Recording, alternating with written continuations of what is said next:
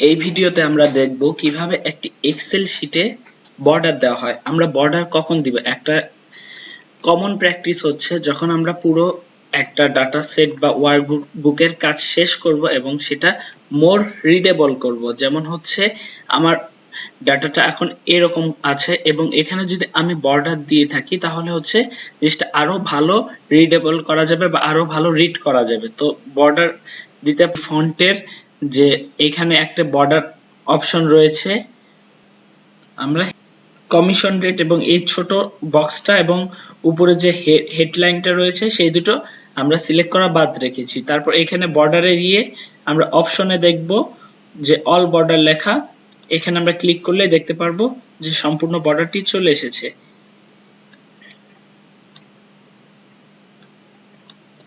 এখন আমাদের করণীয় যেটা, আমরা এই ছোট্ট দুটি রোর জন্য বর্ডার দিব। তো সবার আগে আমরা জিনিসটা সিলেক্ট করে নিব এবং তারপর আমরা ঠিক আউটসাইড বর্ডার ক্লিক করে দিব। তো আমরা এটার জন্য বর্ডার পেলাম। এবার আমরা হেডিং এর জন্য বর্ডার সিলেক্ট করব। তো এর জন্য আমরা মোর বর্ডারসে যেতে পারি এবং এখানে আমরা বর্ডারের টাইপ বা বর্ডার কি ধরনের বর্ডার দিতে যাচ্ছি এটাও আমরা পেয়ে যাব। তো সবার আগে আমরা এটা সিলেক্ট করলাম এবং এখানে আমরা কালার হিসেবে সিলেক্ট করলাম ব্ল্যাক এবং তারপর আমরা শুধু নিচে এবং এখানে দিলে আমরা উপরে নিচে দুই জায়গায় বর্ডার দিতে পারি। এটা আমি সিলেক্ট করে ওকে করে দিলাম। তাহলে এবার আমরা দেখতে পাচ্ছি যে আমাদের বর্ডারের কাজ শেষ। তো আমরা হেডলাইনে উপরে এবং নিচে বর্ডার দিয়েছি, পুরো ডাটা সেটটাতে বর্ডার দিয়েছি এবং নিচে ছোট্ট করে একটি বর্ডার দিয়েছি। এতে কি হয়? এতে হচ্ছে আমরা যখন কারো কাছে ডাটাটা প্রেজেন্ট করি মোর রিডেবল হয়, তারপর হচ্ছে ডাটাটা সুন্দর দেখায়।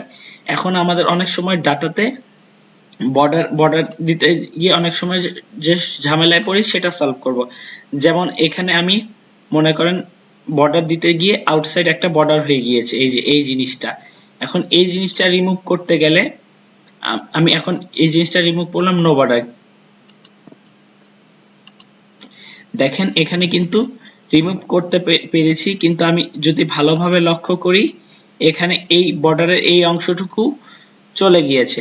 এখন এই ধরনের প্রবলেম সলভ করতে যা করা লাগে, এখানে আমি অল বর্ডার ক্লিক করে দিলে জিনিসটা আবার আগের মতো ব্যাক করবে। তো এই ধরনের প্রবলেম অনেক সময় বর্ডার দেওয়ার ক্ষেত্রে ফেস করে থাকি। এগুলো হচ্ছে সুন্দরভাবে সলভ করা যায়।